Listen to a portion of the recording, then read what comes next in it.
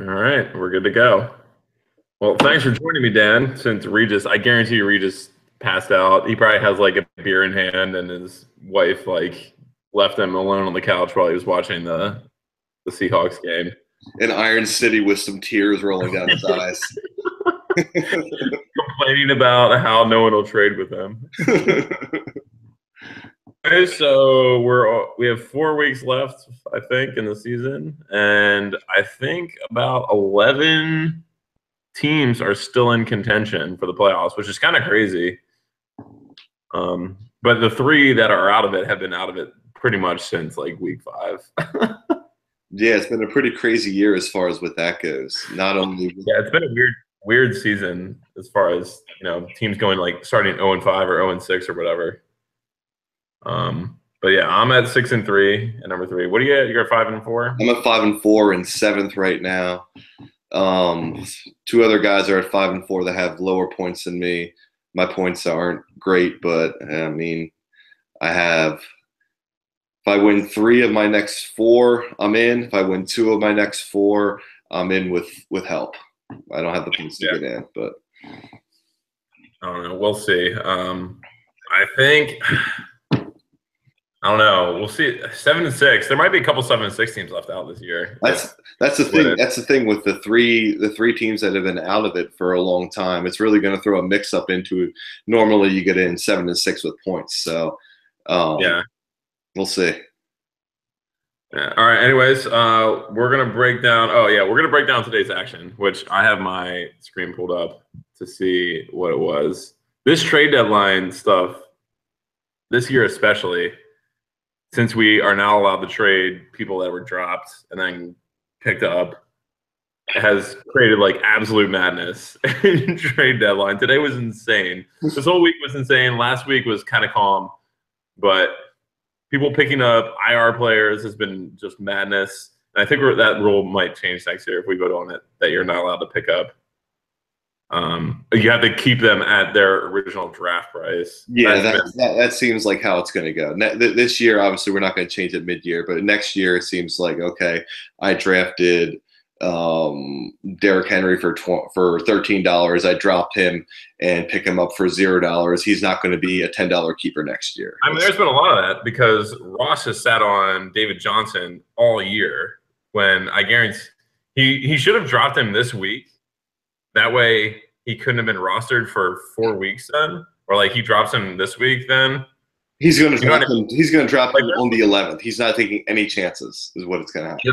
Yeah, there's some cagey stuff that you could do to like drop players, and then make sure they can't be rostered the last 4 weeks. But yeah, it's been interesting, and I feel like not everyone has fully grasped the rules that aren't on the group me, since the group me is the most active thing. Brooks has to be the biggest winner of this whole thing. Really? Man, I don't know. He spent what like $6 picking up Allen Robinson and Julian Edelman, and got but he did trade away scraps, like waiver wire scraps, for actual pieces, which is insane. Yeah, I know. I Hamley just I think like something hit him today, and it was just like, okay. Yeah, he's like, oh shit, I need keepers. Yeah. All right, so let's go over the first trade that kicked it off today. I think it was a Brooks trade, wasn't it? Yeah, it was Brooks and me. What did you guys trade? Well, I sent him something yesterday. And I forget exactly what it was for. I think it was for Doug Baldwin. And then I woke up this morning to find Chris Thompson for Doug Baldwin, and did my. So he offered that to you? Yeah, I did my analysis. Uh-huh. And came to find that, okay, well, I have Chris Thompson, when he hits his low, he hits low. But when he hits high, he hits high. But the one true thing is with him is the Redskins have refused to give him the ball. So, and his production just can't keep up. So that was my reason for getting rid of him. No, I would say you won that trade. I mean, what did Brooks? I thought Brooks had some other stuff in the works. This one doesn't really make sense to me because Brooks just really doesn't have that great of receivers. But Baldwin was one of his keepers. I'm not sure what you can keep him at next year.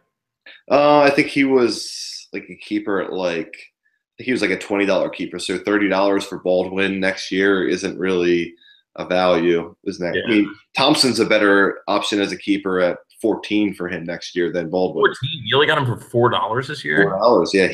Him, Thompson, and Henry were my two guys that I was going to spend whatever it cost me on this year. $4 is, I mean, that's a nice keeper for next year. Yeah. But yeah, you and I both love those scrappy guys. Yeah, those scat backs, those third down backs. They get a lot of value. They don't get respect, but they get. No, they certainly don't. That's why I have two of them. Hard on for Danny Woodhead. I mean, 2 years ago, he finished as the number 3 fantasy back. Yeah, I'm pretty sure you were the one that started this trend in the ZFL of owning guys like that. Yeah. And I got it copied off you. Well, I mean, you had CJ Spiller. I mean, that was like 5 years ago. So I mean, you had your guy before. So yeah, but he would have like a 24-point game and then like a 2-point game. Yeah. Oh well. All right, next trade was again from Brooks, and this was probably our biggest one of the year. Brooks gets Marvin Jones and Christian McCaffrey and trades away 2 IR people that aren't going to play this year to Hamley, Allen Robinson and Julian Edelman, which I don't even know if Hamley's going to keep. Hamley, which I'll hit on later with a trade he made for me. I traded him my favorite keeper, Stephon Diggs. So he already had 1 keeper in the bag, and he also has Alvin Kamara on his team. So that's basically 2 decent keepers right there. You're missing his biggest one, Evan Ingram, who I think he has for like $10 next year. No, he has Evan Ingram for real cheap too. Yeah, Evan Ingram is just a monster. What the fuck is Hamley doing with this trade? I don't understand this one, but I'm not complaining because I pretty much did the same thing. Yeah, this one's hard to understand because you figure Allen Robinson last year was a disappointment. Doesn't have a quarterback throwing to him. Honestly, even at that cheap price, I wouldn't keep him for that price. You can't keep Allen Robinson with now they're like a running team and they have exactly. The O-line's picked up. Not only do they have Hearns, Marquise Lee, and then who's that other, that D.D. Westbrook guy or something like that, that first-round pick or second-round pick or rookie or whoever they have. I love Allen Robinson because he's a Penn State guy, but he had 1 good year, and like he's probably like a $9 drafted player next year or something like that. Yeah, he's an Eric Decker next year is what he is. Yeah, for sure. I agree. So Christian McCaffrey, I think, is a huge pickup. I think that guy's about to go off. I have him in another league, and I'm pumped to have him. There has to be a point where they start trying to get him involved in the run game. Mm-hmm. They cannot continue to just like put him in there and throw his ball to him. They do a bunch of they don't even need to like kick off these weird shovel passes, and he gets 0.5 for a stupid shovel pass. Yeah, he's like their whole offense right now. No, he really is. Yeah. Next one is me and Hamley. Hamley, get on the action. Hamley gets his 3rd IR player of the day, Corey Coleman. He is a Browns fan. And I probably couldn't even told you who Corey Coleman was at the beginning of this season, but I grabbed him for free this past week. And I added Marquise Goodwin because Pierre Garçon was out for the year, which was kind of shocking. That kind of hurt me, actually. I grabbed him for free. So I flipped 2 guys I got for nothing for T.Y. Hilton, which he's hit or miss. T.Y. kind of scares me. I could actually probably add him to my most number 1 heartbreaker list because I bet you I could start him in the playoffs and he'll fuck me over. Hilton is a Miller guy. Bob's been on the Hilton train for years. He has been. But yeah, and I'll get on what you just hit on there about Hilton up and down like that a little bit later when we talk about trades more. Okay. All right, and then the next trade. Oh man, I would have loved to have been number 1. I would have loved to have been in the trade discussions of this like 3-way, 4-way action that was going on. I don't even know how. Is this the first like trade we've ever had in the ZFL where like multiple teams were involved? I think so. Bob was trying to orchestrate something earlier this year, but the third party who I was not known to couldn't come through with it. But Well, yeah, I think we finally set some history here where we got. Yes, I'm pretty sure history was action made today in ZFL and number one for the amount of action that kickers were involved with. I've never seen more kickers involved in trade talks ever than I had today. Anyways, the next trade was actually really is crazy. It really shows to like the competitiveness of the league that literally a kicker is like literally deciding like monster pieces moving. Yeah, we're not getting rid of kickers. Sorry, Bob. Kickers are here to stay because it's actually kind of, if they're in big trades, they're definitely here to stay because of the same thing. Our next trade was actually you and me. It was Will Fuller for Kenyon Drake, and Reed just instantly texted me and said I'm an idiot. So I don't know what to think about that analysis, but I was desperate for receivers because mine suck, and I have a whole bunch of running backs. I don't know if Kenyon Drake was going to make my starting lineup in playoffs, so that's why I dealt him.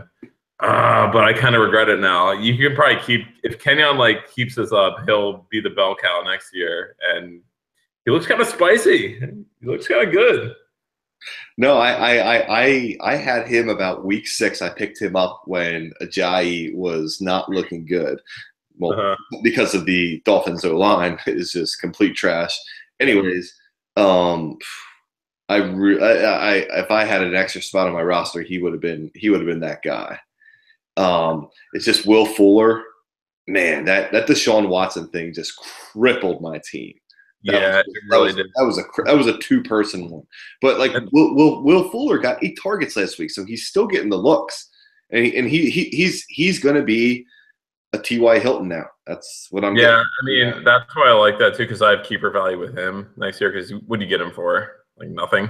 Nothing. He's $10 for you next year. Yeah. So if Deshaun Watson can make a quick comeback, which hopefully he does, since he's mad athletic, yeah, I like that keeper. But Kenyon Drake could be a keeper too. I mean, $30 in that range is not unreasonable for a stud.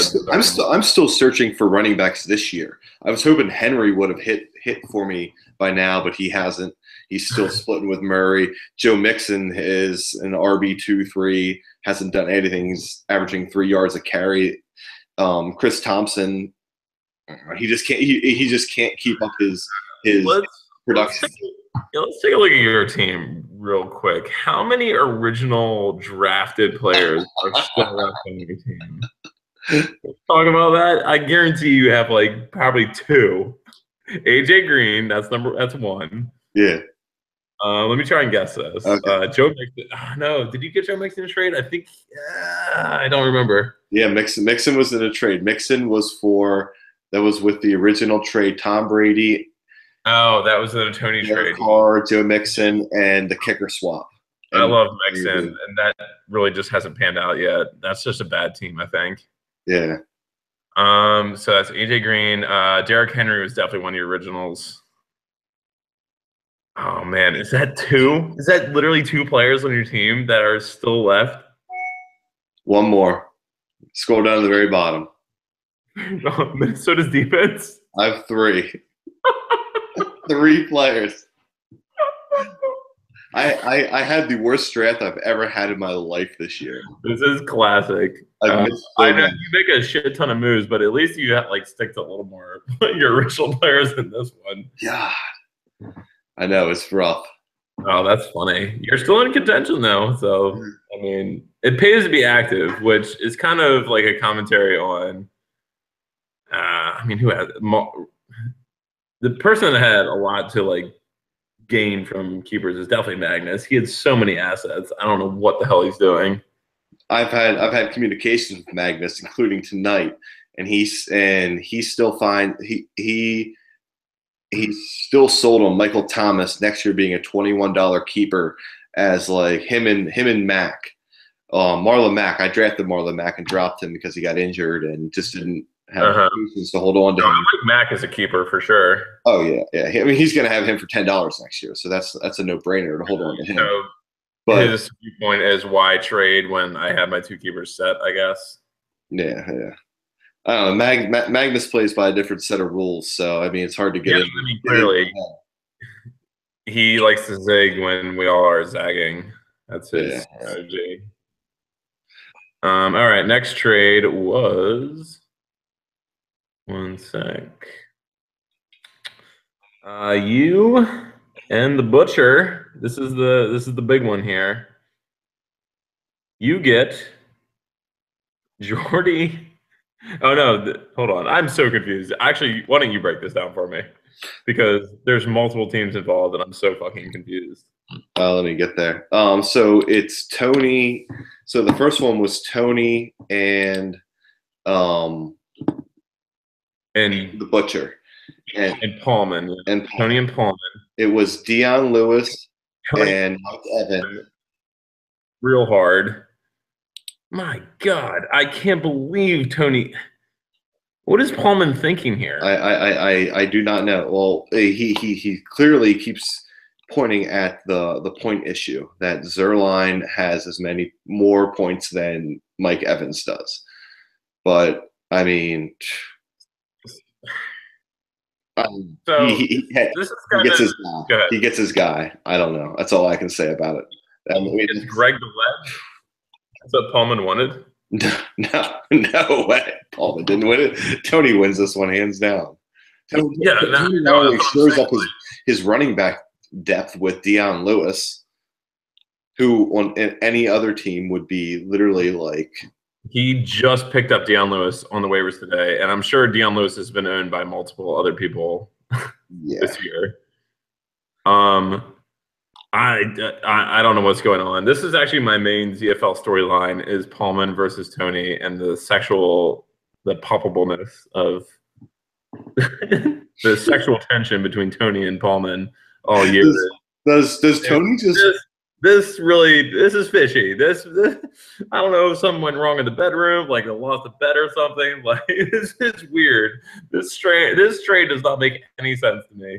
Mike Evans is a stud if he's out there. He's a beast. Jordy Nelson is basically a wide receiver 3 at this point with fucking Brett Hundley throwing the ball to him. The only thing I can think of is that Tony wanted some and Paulman might have said no. So Tony said, okay, I'm going to take Mike Evans from you. And just because, you let me fuck you in your ass, I'm going to give you Greg the leg. All right. That's the only thing that possibly makes sense here. Keep talking. I'm going to grab a beer. But yeah, I've tried to break this one down many, many times. I tried to get involved in this trade, and luckily, I didn't have to give away Justin Tucker. I was willing to give away Justin Tucker and take Theo Riddick on just so Tony wouldn't have a kicker to play against me this week. I was literally going to give him Justin Tucker just because he's on a bye week, and so that's why I was trying to get into this trade. Yeah, so I was briefly involved in this trade as well. Tony was trying to make a deal with me. To get Paulman's players. So, Tony was like a middleman in this trade to get Paulman's players. Paulman was going to give me Nelson Aguilar and Graham Gano, and I was going to give him my kicker, Tennessee's kicker, who's been money for me. And I honestly can't even tell you his name, but I just know he's good for 10 points every week. God, what is his name? Ryan Suckup, I know it used to be. Suckup, yeah. Suckup's been money. Dude has been an absolute stud for me. He got 21 points 3 weeks ago. Anyways, I can't believe kickers were this involved. It was unbelievable. That was the missing piece, was a kicker in these trades. And okay, so here and getting onto the trade that is involved with that, Jake Elliott for Theo Riddick. It feels like Bob just needed to be included, like you did earlier today. Just okay, Bob, we're gonna put you in here as an honorable mention, and you're gonna take on, a contract, and you're gonna give up, the kicker with the best offense in the NFL, second best, excuse me. I can't believe Bob gets Jay. I mean, Tony gets Jake Elliott. Tony loves his kickers, which is crazy. You think Tony like would hate kickers looking at him, but yeah, he loves his kickers and he has appreciation for them. I think we need to get a hold of that conversation between Bob and Yeah, Tony. we need the transcripts Yes. for sure. What if Greg the Leg is like Tony's kryptonite, like his Samson hair, and he's like nothing without Greg the Leg? I hope his roster's shady. Let's take a peek at Tony's roster right now. I want to see what it looks like after all this madness. I still think he has problems, in my opinion. Well, here's the thing, though. Brady has not been Brady. Brady, last 4 weeks, 13, 17, 18, 17. That's back end QB1. Yeah, and Kansas City's kind of falling apart. Tyreek Hill hasn't really done like crazy Tyreek Hill things recently. Well, Tyreek Hill is T.Y. Hilton. Yeah, I agree for sure. He's boomer. He's go big or like go for 7. Oh man, his starting lineup is nasty though. I'm assuming it's going to be Tom Brady, Hopkins, Mike Evans, Leonard Fournette. He's got to start Marshawn Lynch. He'll be mentioned later. Jimmy Graham for sure is his guy, and then his flex. Oh man, he's starting another tight end in his flex this week. His flex. He's going to go. She's going to go Shepard. He's going Shepard for sure. There's no way he starts Josh Gordon and Shepard has some good matchups coming up. Actually, San Francisco, Kansas City, Washington, Oakland, Dallas, Philadelphia. Yeah, that's what he's going with. Man, he's sending you a gift this week. Actually, benching 2 players. And Jimmy Graham's put up 17 already. Yeah, that sucks. But all right, let's move on to our topic. So, all right. First topic is top overvalued players that are currently rostered. Now, this could have changed since I made my list, but I will give you mine. Shit, where is it? There it is. Overvalued players. Number 1, and we'll start with you, CJ Procise. What is up with this guy? This guy has been probably on 3 or 4 different rosters all season. Regis kept him. Did he keep him for like $11? $11, yeah. Which is a horrible keeper in hindsight. That's up there with Shane Vereen quality. It really is. We'll hit on that later. The CJ Procise. I can understand why you're keeping him, but like he's been on so many different rosters. I honestly don't think he is even worthy of being rostered. Like I owned JD McKissick for a little bit, and he just sat there. Like something about the allure of the Seattle Seahawks, that running back situation. Like you think it's going to explode, but it's really just a quagmire of disappointment. No, you're really right. He's a back end spot for me. You know, it's just one of those things. Pick him up. You know, Rawls gets injured again or whatever, and he gets his spot. I mean, he's athletic. I'm kind of hoping he hits like a McKinnick in Minnesota kind of thing. Right. Yeah, I can see that. That's like the upside that I don't think he has McKinnick upside, but that's what I'm kind of hoping that he hits as. You know. Gotcha. My next group is actually 2 people together because they're owned by the same team. It's Jaron Brown and Taylor Gabriel. Now, do you think you can name without looking whose team they're on? Ziegler's. All right, good guess. Ziegler has not made any moves and has 0 foresight whatsoever in this year. It boggles my mind. I like his roster about 3 or 4 weeks ago. I thought he had one of the best rosters in the ZFL. But he has made no moves to think ahead of the future whatsoever. He's just maintaining. He's spent $3 of his entire fab budget, which is unheard of this late in the season. Both of these guys, you and I could both name like IR guys that are about to come off that are way better than these guys that have like potential to be like starters. Corey Coleman. Des Bryant might not play. Why are you not picking up Terrence Williams? Yeah. Pick him and plug him in there as a wide receiver 3. Taylor Gabriel is not a wide receiver 3. Terrence Williams is a plug and play wide receiver 3 for the Dallas Cowboys without Ezekiel Elliott. Yeah, why? And Des Bryant, like that guy is scary as it is, as far as starting. Like he might not do shit, but like you need to own Terrence Williams if you have Des Bryant. If you're owning these two jokers, yeah, like, definitely, yeah. and Jaron Brown, yeah, you can't trust Larry Fitzgerald. Like, why is the Arizona Cardinals wide receiver being owned at this point?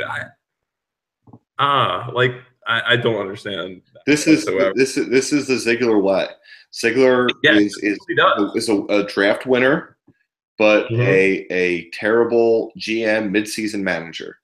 He has too much pride in what he does as far as his draft, as far as with making moves and making trades and stuff like that. And it's just it's classic, classic. 1,000,000% agree. He's following his script. Like this is what he does. He does draft well. Like he pretty much is like the top 3 drafter every single year. Like love his picks, and then he just sticks with them the whole year, and he rides or dies with them for sure. Look at it a couple years ago. What do you start off like 5-1 and finish what, like 6-7, something like that? Yeah. He wins 5 out of his first 7 games, and then falls back to the back of the pack. Makes the playoffs, doesn't get a first round bye, and can't do anything because he hasn't built depth or adjusted to season changes. And he could have very easily. He has some assets, and now like I looked at his roster multiple times, and I wanted to like trade with him, but he's. Devontae Freeman should have been traded so many times by him. Oh my God, I dumped him in another league, in a PPR league, and got Christian McCaffrey back in a package deal. I'm so glad I did. That offense is bad this year. Not only that, but Devontae Freeman can't be kept anymore this year. He should have used knowledge that other people didn't have that he can't be kept, and dealt him. Exactly, I agree. All right, my next guy is on Tony Tulline's team, Total Tony Tulline, as one of my friends likes to call him, Josh Gordon. Who's been rostered pretty much the entire season, which is kind of embarrassing. So, like, listen, I think he's a phenomenal talent. Like, I owned Josh Gordon at one point in the ZFL, and he had a great couple games for me. But you can't trust, like, when does he come back? Like, he's going to come back in a couple weeks, and, like, maybe you trust him, like, in a playoff game. Like, and yeah, he's a cheap keeper. Maybe he's going to be one of his keepers. Maybe he's hoping for, like, to get traded. I don't know. Yeah, can you offer any insight into Josh Gordon, why he's been? No, that the whole Josh Gordon thing. That's clearly a 100% keeper next year. Value if he can get it this year. If he can build a market for him this year, then there's a market this year. If not, then he's 100% next year.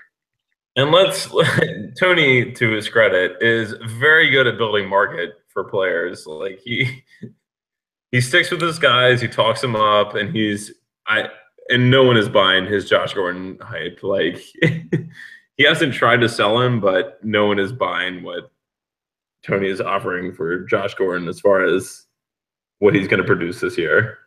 No, that is not happening. And I love Josh Gordon. I am a Josh Gordon believer for sure. Did you have him the year that he went off?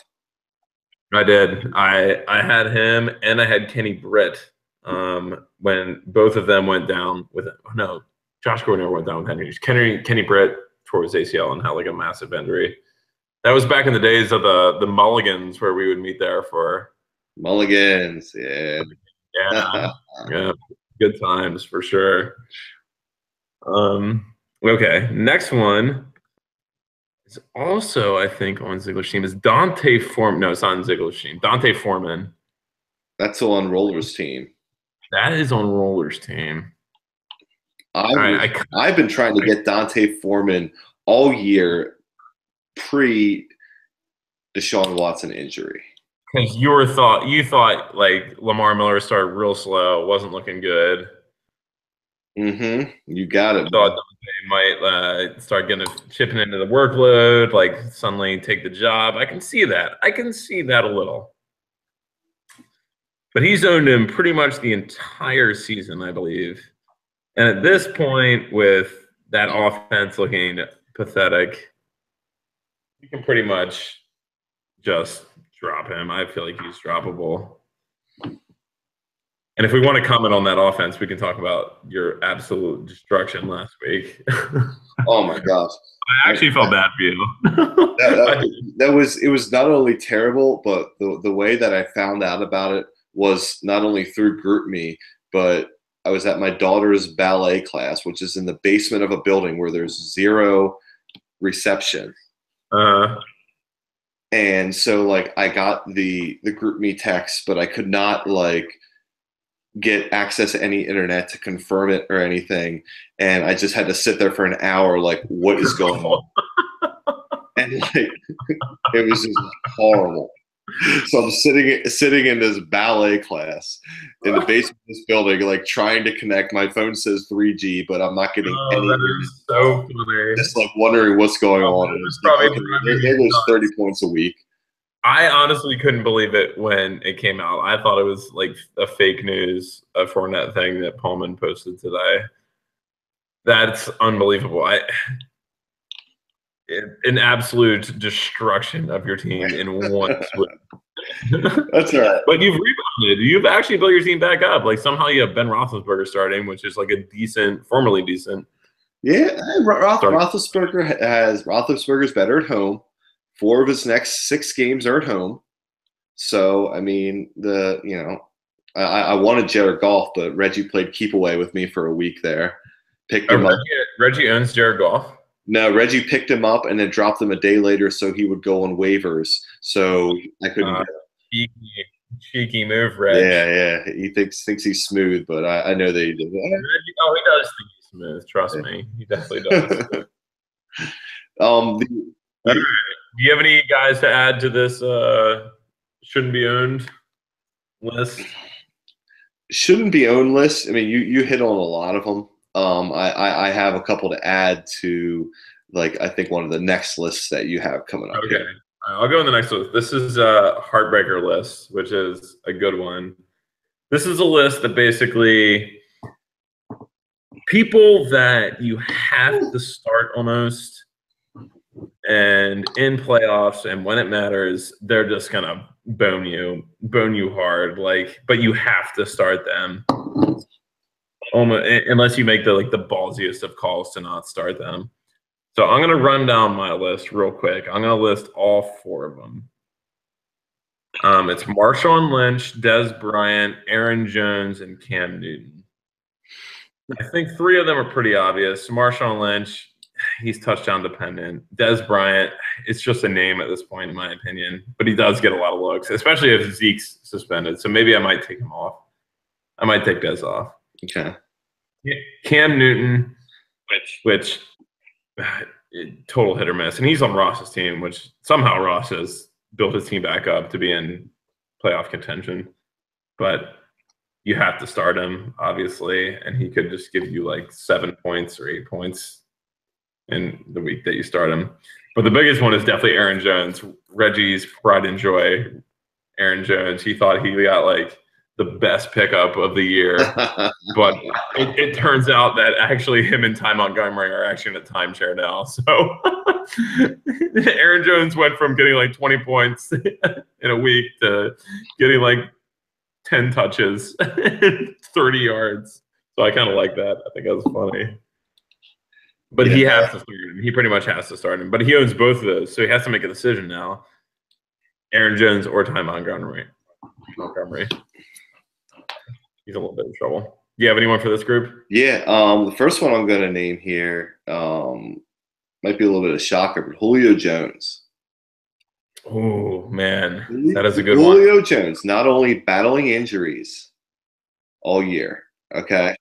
Comes off another ankle injury here. He's had foot injuries throughout his entire career, okay? Dropped a 40-yard right in his hands. Right in his hands. I don't even know what he was looking at. Like, the ball was I mean, seriously, that was bad. The other one, Demaryius Thomas caught his first touchdown pass in week 9. I was gonna name Demaryius Thomas too. I mean, I don't know how you.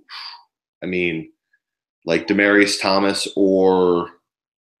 So for reference, Demaryius is on McNary's team. McNary has a playoff team. McNary has a really strong running back crew.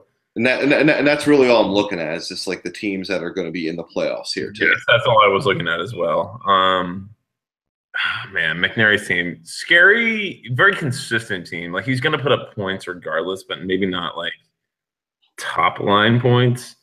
He has to start Demaryius Thomas, and I totally agree with you. He's a heartbreaker. That quarterback situation is just horrific. It's all volume dependent, and he's always hurt. Demaryius is always on the injured list. He's always on the injured list, but he always ends up playing hobbled.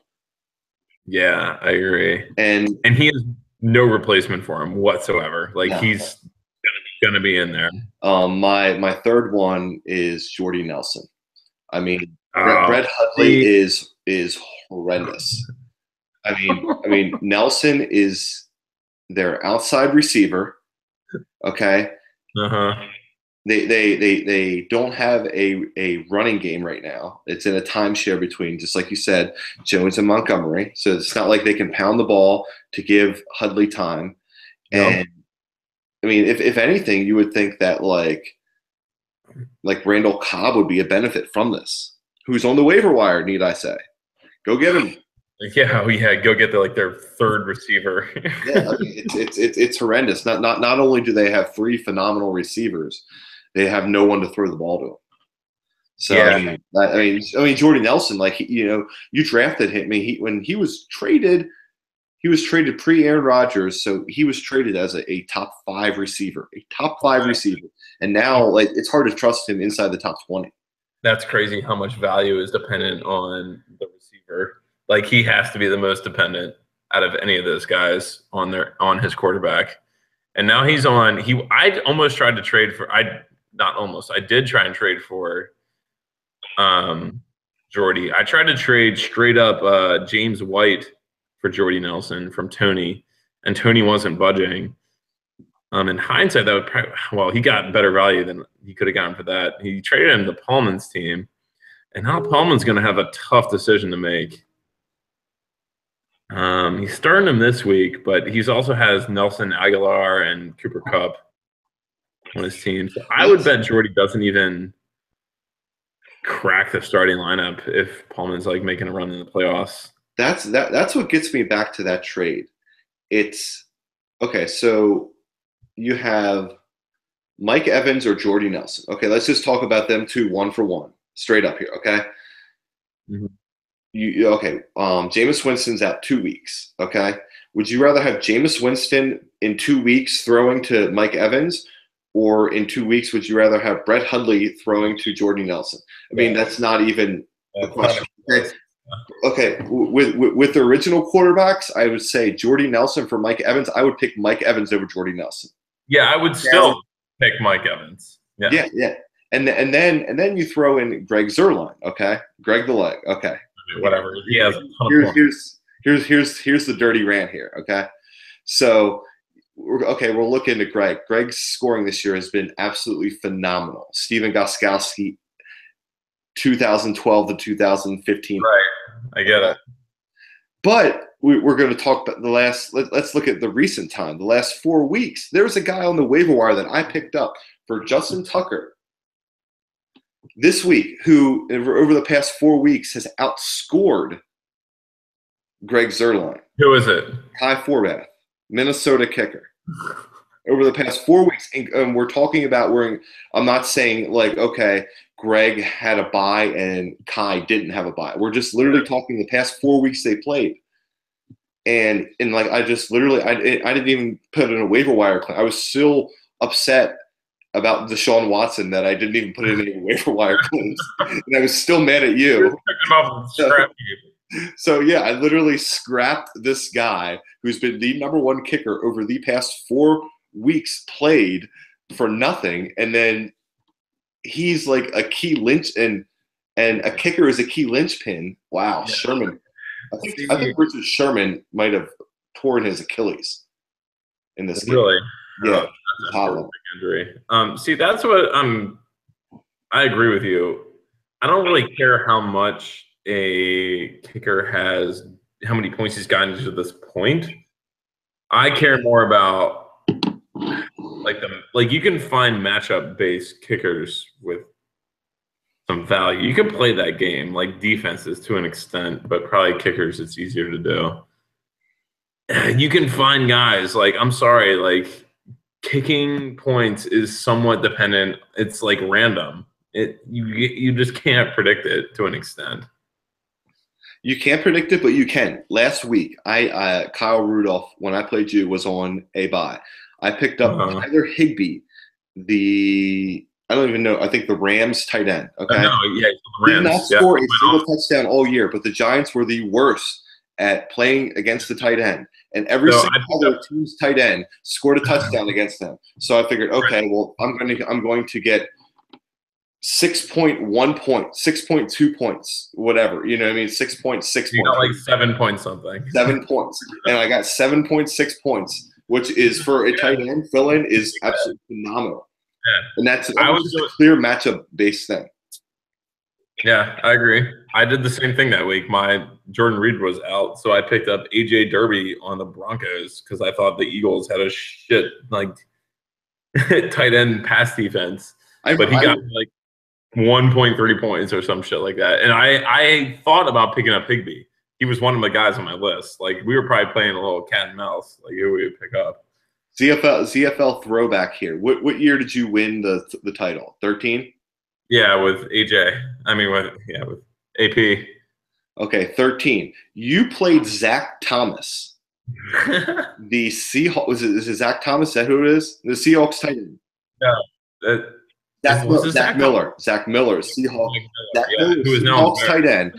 In a matchup-based thing, and he scored a touchdown. You picked him up because you didn't have a good tight end, and he was and that was part of the reason you helped win your title and beat me back in 13. I remember that. I remember sitting at Midtown Tavern watching that, literally sobbing. Matchup-based plays win. Yeah, matchup-based plays is where it's at. Especially for tight ends, kickers, defenses. That's like the only time you can play that matchup-based play. Mm-hmm. All right, last topic is most surprising overall fantasy contributors for this season. I'll start with 2. Number 1, Todd Gurley. That offense has just been completely redeemed via whatever that new head coach's name is. Gurley was an absolute hot mess last year and pretty much cost McNary the whole season, and now he's a stud. Not that it was overly surprising, but like I didn't expect that resurgence from that team. No, he was online too. Yeah, he's Kareem Hunt. I didn't expect a running back to be on the scene, especially when that running back, like I'm pretty sure everyone owned who was his backup. I can't think of his name now. Not Sharkhandrick West. No, who was the other guy? Well, Spencer Ware. Spencer Ware was going to be one of my keepers, a $16 keeper for me, and then he tore his ACL, MCL, PCL, and he was a retracted keeper. Bob drafted him for like $1, thinking he was going to be a value, like a hold all year for next year, and then like the first 2 weeks, Hunt put up like over 60 fantasy points, and well, that came to an end real quick. Well, yeah, Hunt has pretty much propelled Ziegler to his hot start, and now I think it's going to regress. But I had to put him on this list because to this date, he's still one of like the biggest surprises. I would never have expected that, but no, I think defenses are now keen on him, and it's going to regress big time. Plus, he's a rookie, like wear and tear of the NFL and whatnot, stuff like that. Definitely. And I have 2. One you're gonna make me sad, but the third one is Orleans Darkwa. This is the fat horse, as Regis likes to call him. This is one of Regis's pride and joy running back stable pickups. It hasn't been bad. The Giants' running situation you would typically want to avoid completely, like it was the plague. But this guy, he's not terrible. He might actually be even a keeper. Who knows? I drafted Paul Perkins for Yeah, I thought Paul $16, Perkins was going to be the guy. and I dropped Paul Perkins and picked up Orleans Darkwa after week 2. And I held on to Darkwa. Orleans Darkwa. I'm not shocked you owned Orleans Darkwa at some point. And he didn't hit yet, so I dropped him and moved the dirty way, moved on. Yeah, I mean, sometimes it hits, sometimes it doesn't. And Reed just fell into him. Yeah. All right, last one. It's gonna make you sad. It's Deshaun Watson. However short-lived his story was. This guy came out of freaking nowhere. I've never seen a hotter fantasy guy than Deshaun Watson. Hotter than Michael Vick. Yeah, other than Michael Vick. Yep. Unreal. And you dropped him, right? Is he on the waiver still? Or did someone pick him up? Well, depending on how many more beers I have, I might pick him up again tonight. But I mean, it's a bad injury. ACL. Who knows how he's going to come back? You know what I mean? Like he's a guy that needs to move around. He's not going to be the same guy if he doesn't move around. So I mean, well, you figure, okay, you have your top 2 quarterbacks go for $30 every year. Okay, then you have about 2 or 3 of them. 2 of them go in the 20s, and then you have a severe drop down to, 15 and below. Okay, if Deshaun Watson can't move around, Deshaun Watson isn't in that top 5 category. So keeping him for $10 isn't really a value. Yeah, it really isn't.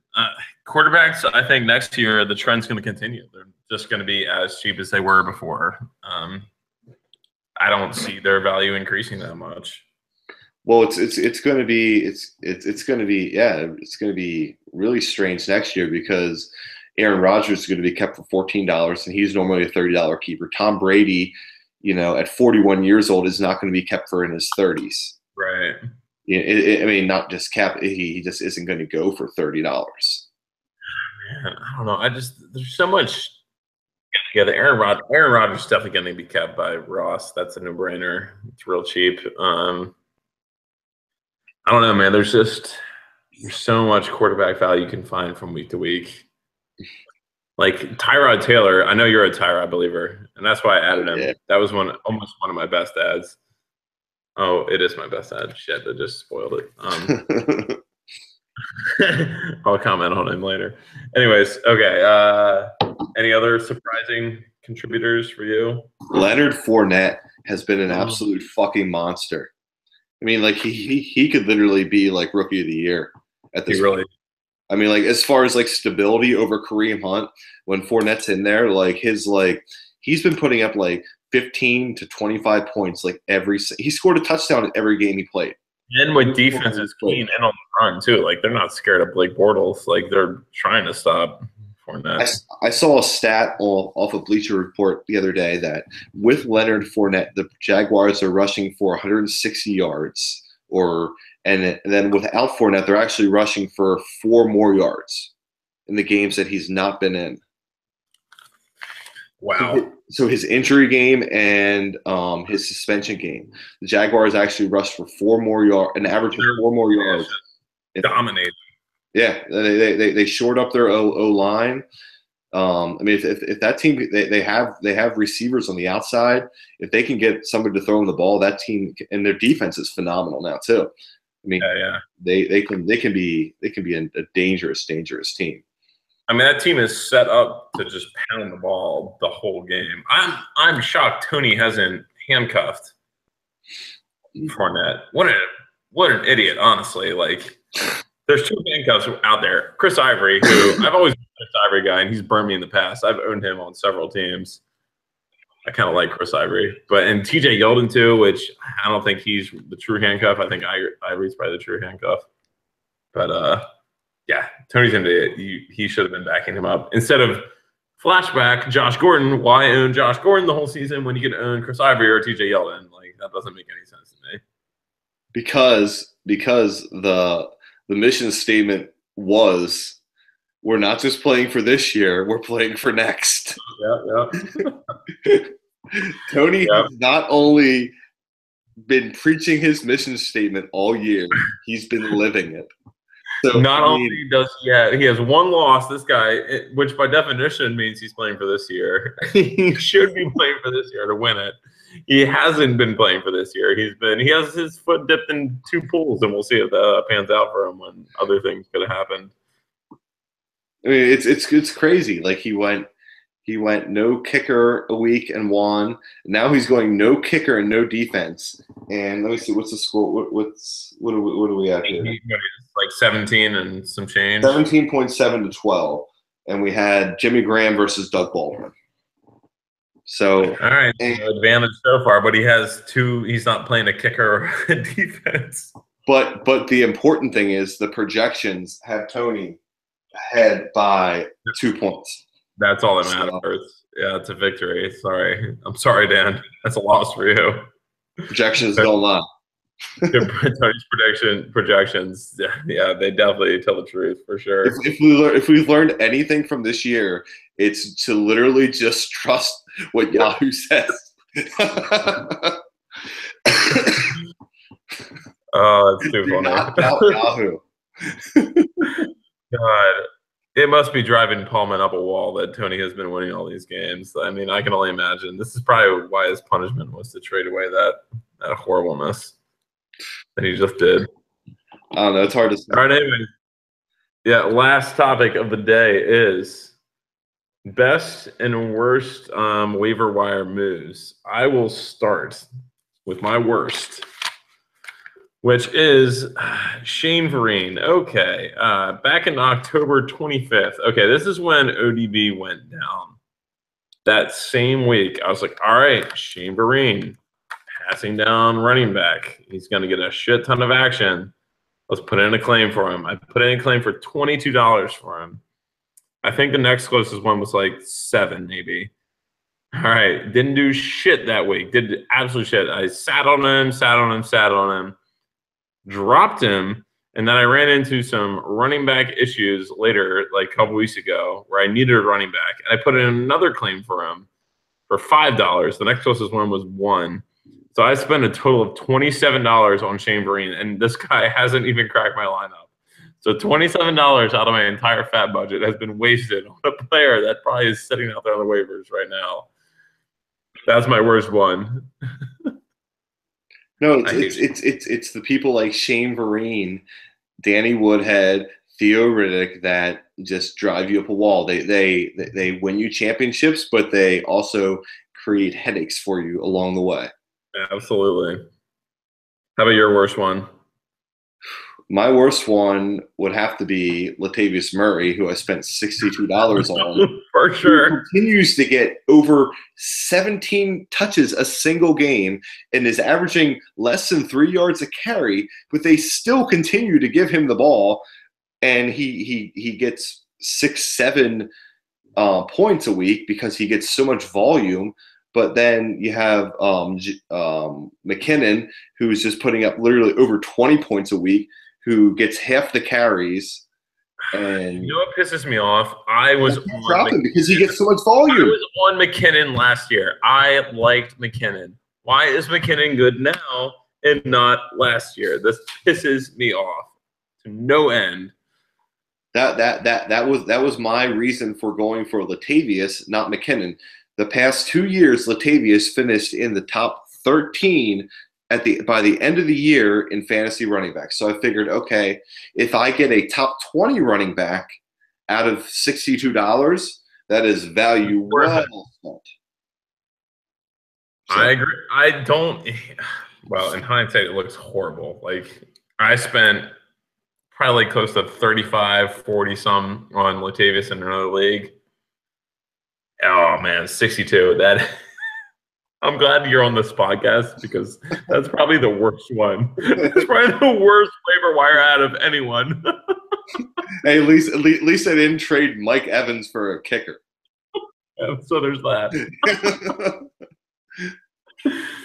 Who did Scott Kubisiak add that one year. It was like 70 some dollars. I think it was like a Green Bay running back. I want to say it was a Green Bay running back, but I forget who. That one's over me. I don't remember that. I have a good memory of fantasy football stuff. I can't remember that one though. I think Bob will remember it or someone will. Bob, Kubi spent like $70 on someone. Ronnie Yeah, Grant or someone. I know he used to be a back. I don't know.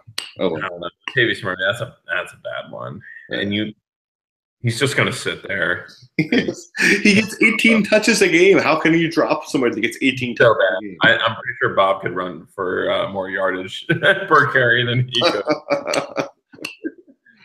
Oh man, yeah. That Latavius is by far the worst one. Yeah. All right, my best one, I already hinted on it, was Tyrod. I got him at the second week of the season for free. I just had a feeling that Phillip Rivers wasn't going to live up to the hype. And the thing about Tyrod, and you like Tyrod too, is that he has a really high, low floor. His floor is high. He's going to set some points, like no matter what. So appreciate him. He really came in handy last week. Thank you, Tyrod, for giving me the one against Dan. He's got some good matchups coming up too. Really good matchups down the line for you. Yeah, he sure does. And you really can't start Rivers anymore. You really can't. No, you can't unless they. Last 3 weeks, what Rivers has done, like Keenan, he has Keenan Allen as like a wide receiver 3 now. Yeah, I don't know what happened. All right, how about you? You would have said Deshaun Watson, but. Well, I guess my other one had to be Will Fuller, considering I got them both for $0. Well, you flipped Will Fuller for Kenyon Drake, so. No. Will Fuller is definitely my best one of this year. I just can't believe that nobody even took a flyer on him. Yeah, I'm actually kind of shocked at that too, because he's been talked about. Like it's not like he's like some sneaky guy. Like no. He has speed to burn, and he's been in the news. Like if this guy can just get a quarterback to throw him the deep ball. Well, the thing with Fuller too, even what he was doing with Watson was unsustainable. I mean, like he caught 13 passes, 7 of them were touchdowns. 13 passes, 7 of them were touchdowns. It's absolutely insane, insane numbers. Like I didn't start him, not last week, but the week before, just because like I knew it had to come to the end, and he scored 2 touchdowns that game. He scored 27. He scored his most points. It has to come to an end. Okay, I'm going to cash out and whatever. I mean, do you think you're going to start Kenyon Drake next couple of weeks? This week. No, he's not going up against Carolina. If Kenyon Drake does well going up against Carolina, I mean, and Joe Mixon still gets like 2.7 yards per carry, yeah. Maybe I don't know. That's the thing. Like I'm holding so many running backs because I don't have one that's hit yet. Yeah, I mean, the thing about the ZFL is you're not going to win the championship unless you have a running back that's dominant. You're not going to win it with a run with running back by committee guys. You have to have one workhorse and somebody else. Yep. And pretty much every other winner has had that. Like they're one guy and then another guy that hits or something. Exactly. Yeah. I mean, like that's what puts like you, Tony, and McNary in the situation, the best situations, because you have the top 3 running backs. It's a guaranteed 15 to 20 points. Yeah, guaranteed. Yeah. And there really aren't that many guaranteed wide receivers. I mean, a couple. AB, probably guaranteed. You can't really put DeAndre Hopkins in there anymore now that Deshaun's out. Julio Jones, definitely not. We already mentioned him. God, there's not many like guaranteed like lights out receivers. Like I was looking at some stats earlier today, and like I think over the past like 2 or 3 years we've had like 10, 12, 13 plus 1,000-yard receivers. I don't think we're going to have 6 this year. Really? It doesn't look like that. There's only, as of right, so we're 10 games in the season. There's only about like 3 or 4 receivers over 500 yards. 10 games into the season. There's only 6 games left. That is insane. Just think about that. It's a very, very strange year as far as it goes. Yeah. I mean, I mean, obviously the quarterback injuries are playing a huge part in it. Otherwise, you'd have Jordy Nelson, Devontae Adams up there. You would have Fitzgerald and possibly John Brown or another Cardinals receiver up there. Hopkins for sure. Who knows if Hopkins will probably finish with 1,000 yards. Yeah, he probably will. A monster, but yeah, no, it's been definitely a strange year with injuries that are just like really like throwing a lot of wrenches into everyone's roster this year. Oh, Yeah. All right, well, that's all. We're going to stop this. This was successful. Regis will be very jealous tomorrow when we see this posted. As he should be. All right, well, take it easy, man.